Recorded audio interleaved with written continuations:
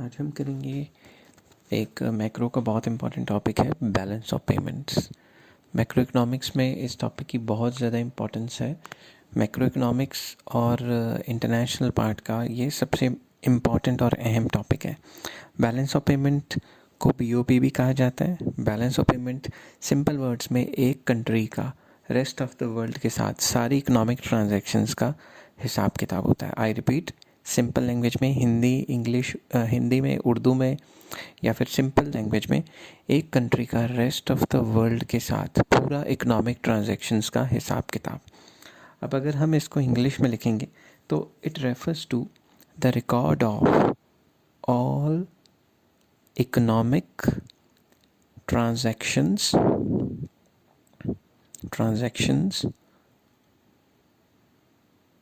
थोड़ा जूम कर लेता हूँ, of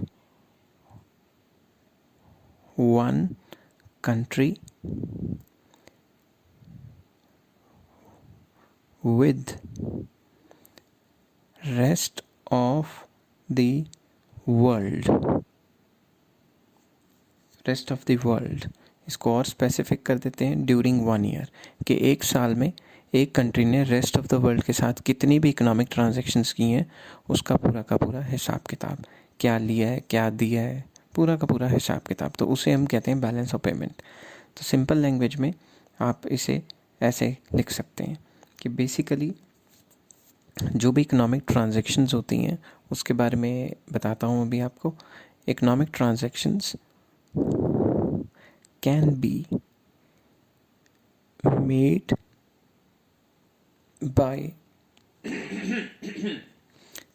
by individual। Economic transaction से एक इंडिविजुअल कर सकता है, फॉर एग्जांपल मैं बाहर से कुछ मंगवा सकता हूँ या बाहर बेच सकता हूँ, कॉमा गवर्नमेंट कर सकती है, एंड द फर्म्स। तो सिंपल लैंग्वेज में मैंने आपको बताया एक कंट्री का रेस्ट ऑफ द वर्ल्ड के साथ जो भी लेन देन होता है economic transactions, that is called balance of payment. अब हम बताएंगे कि बैलेंस ऑफ पेमेंट में क्या क्या चीज़ें आ जाती हैं और क्या क्या चीज़ें आनी चाहिए और इसके कंपोनेंट्स क्या क्या हैं, इसको थोड़ा डिस्कस करेंगे डिटेल में। तो this is part 1 of balance of payment, और पार्ट 2 पे मैं बैलेंस ऑफ पेमेंट पे फिर से एक वीडियो बनाऊंगा, but now I am going to discuss only part 1।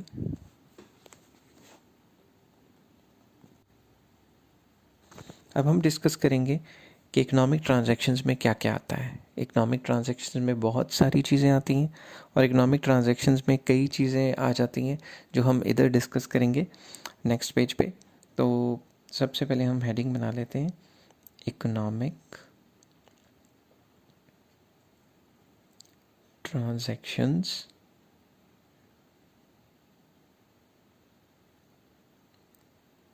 Includes following. तो इसकी एक प्रॉपर हेडिंग बना देता हूँ कि इकोनॉमिक ट्रांजैक्शंस में कौन कौन सी चीज़ें आती हैं। स्टाइलस पे लिखना थोड़ा मुश्किल है, मगर पेपर की वेस्टेज बहुत ज़्यादा हो जाती थी जब मैं पहले करता था। तो सबसे पहले इसके अंदर आ जाता है गुड्स का trade, export and import of goods. Goods का एक्सपोर्ट और गुड्स का इम्पोर्ट, तो ये बात आपको याद रखनी है। जितने भी गुड्स हमारे कंट्री से बाहर जाते हैं, बेचे जाते हैं या बाहर से आते हैं, वो बैलेंस ऑफ पेमेंट का एक मेन पार्ट है, एक इम्पॉर्टेंट पार्ट है।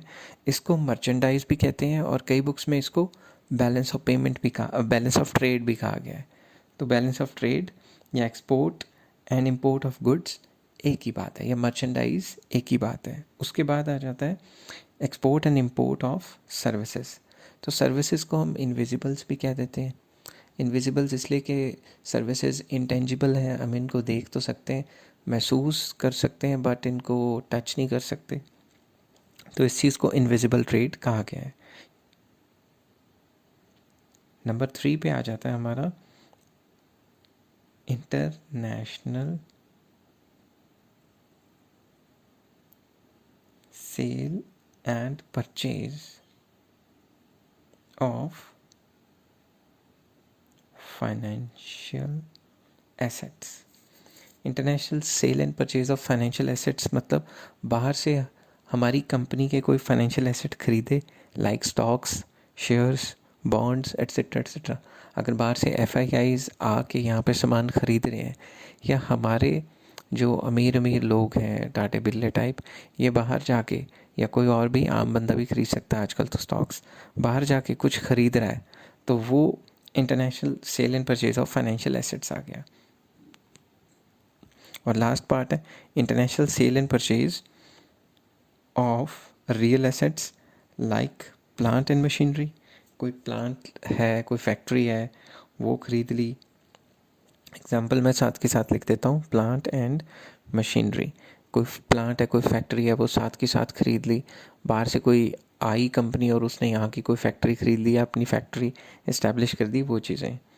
तो ये 4 चीज़ें आती हैं, और भी कई चीज़ें आ सकती हैं इसके अंदर। तो मैं थोड़ा इसको फ़्लो चार्ट का एक वो दे देता हूँ, फ़्लो चार्ट के शेप में इसको बना देता हूँ।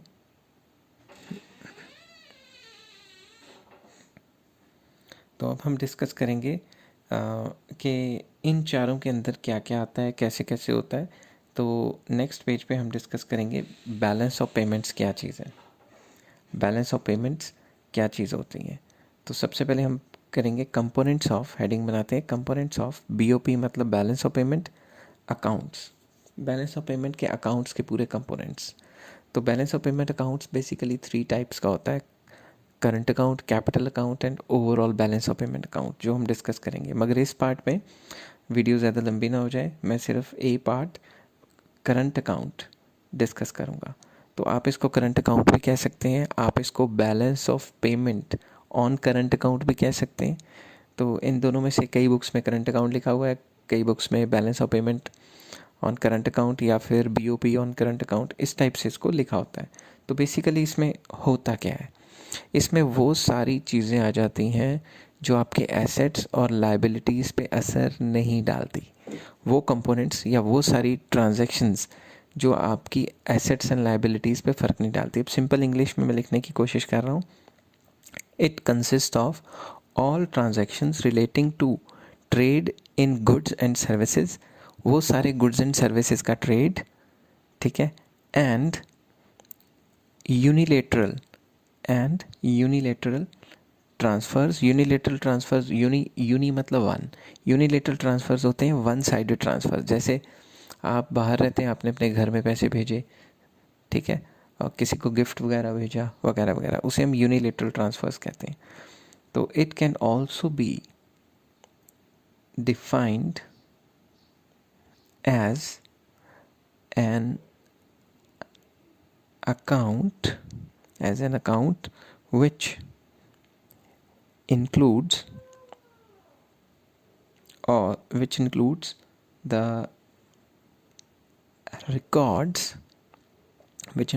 records of receipts and payments of foreign exchange, जिसे हम फॉरेन एक्सचेंज रिसीव करते हैं या पे करते हैं, which do not impact asset liability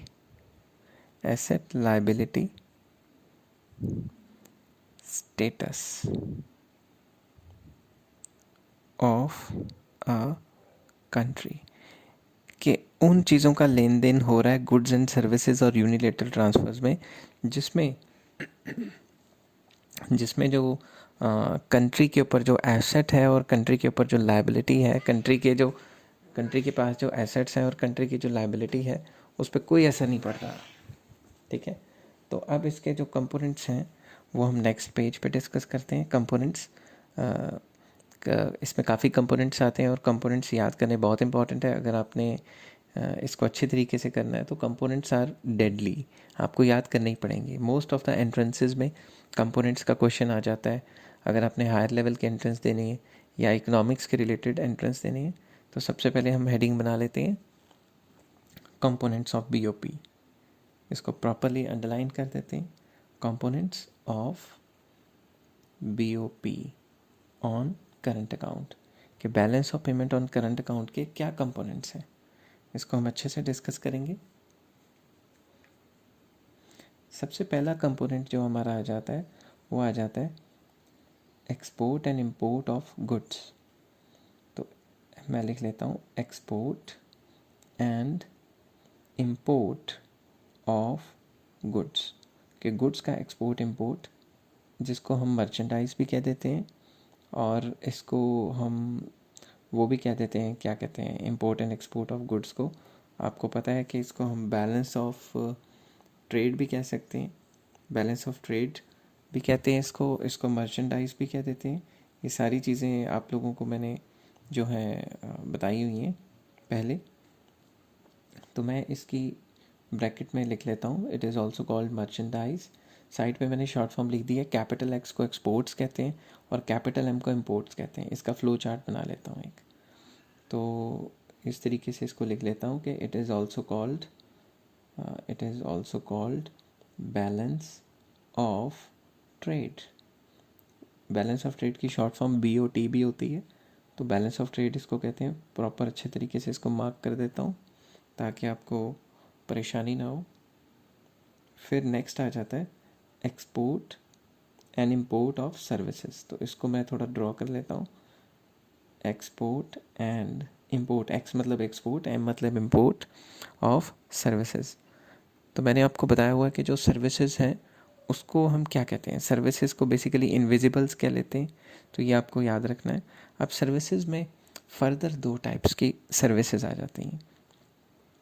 सबसे पहली मैं ड्रॉ करूँगा फैक्टर सर्विसेज।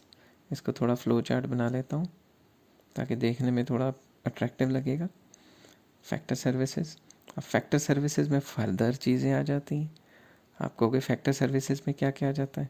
फैक्टर सर्विसेज में आ जाता है कंपनसेशन ऑफ एम्प्लॉयज़ को कंपनसेट करना। बेसिकली एम्प्लॉयज़ को कंपनसेट करने का मतलब है कि जो भी फैक्टर्स ऑफ प्रोडक्शन काम कर रहे हैं उनकी तनख्वाहें, सिंपल वर्ड्स में।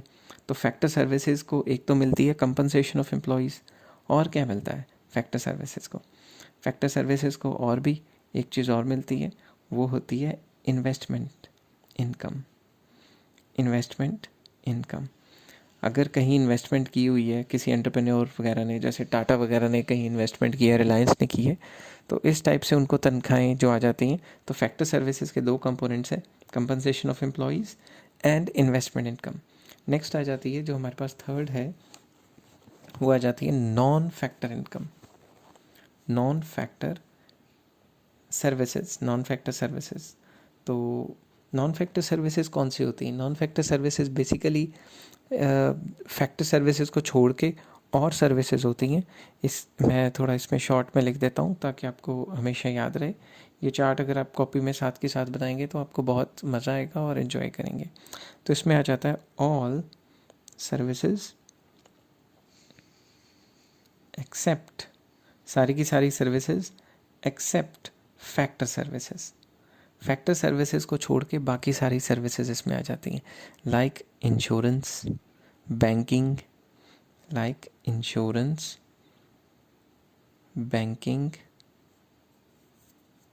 एक्सेट्रा। तो सिंपल वर्ड्स में इसमें फैक्टर सर्विसेज को छोड़ के और सर्विसेज के जो पैसे हैं वो आ जाते हैं। इसको मैं चार्ट की फॉर्म में कर देता हूँ। तो export and import of services में फैक्टर सर्विसेज आ गई, जिसके अंदर कंपनसेशन ऑफ एम्प्लॉयज़, इन्वेस्टमेंट, और नॉन फैक्टर सर्विसेज जिसमें आ गया insurance and banking. And third आ जाता है यूनिलेटरल ट्रांसफ़र्स। मैंने पहले भी बताया था आपको, यूनिलेटरल ट्रांसफ़र्स वो ट्रांसफ़र्स होते हैं जो वन साइडेड होते हैं, मतलब उसके लिए आपको कुछ करना नहीं पड़ा। फॉर एग्जांपल, बाहर से कोई गिफ्ट्स आ गए, बाहर से कोई रेमिटेंसेस आ गए, जो बाहर लोग कमाने जाते हैं वो अपने घरों में भेजते हैं पैसे। तो बेसिकली यूनिलेटरल ट्रांसफ़र्स इंक्लूड्स, इसके अंदर मैं एरो मार के लिख लेता हूँ कि इसमें क्या क्या चीज़ें आती हैं। It includes transfer payments. तो यूनिलेटरल ट्रांसफ़र्स को ट्रांसफ़र पेमेंट्स भी कहते हैं, जो वन साइडेड होती हैं। इसको मैं थोड़ा जूम कर लेता हूँ, जगह कम है और मैंने थोड़ा इसमें ऐड ऑन ज़्यादा चीज़ें करनी है। दैट इज़ गिफ्ट्स,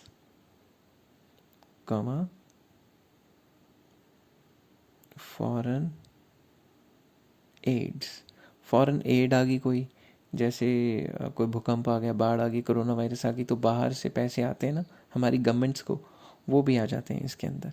तो इसको मैं पहले क्लाउड सा बना लेता हूँ फ्लो चार्ट की शेप में। तो बेसिकली ये वो पैसे हैं जो वन साइडेड है। वन साइडेड मतलब इसके बदले हमें कुछ करना नहीं पड़ा। तो बेसिकली ये सारे के सारे जो हैं ट्रांसफ़र्स फॉर फ्री होते हैं।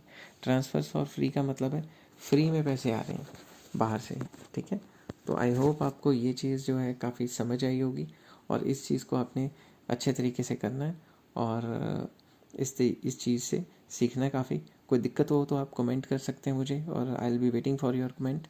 Okay, bye bye. Have a nice day.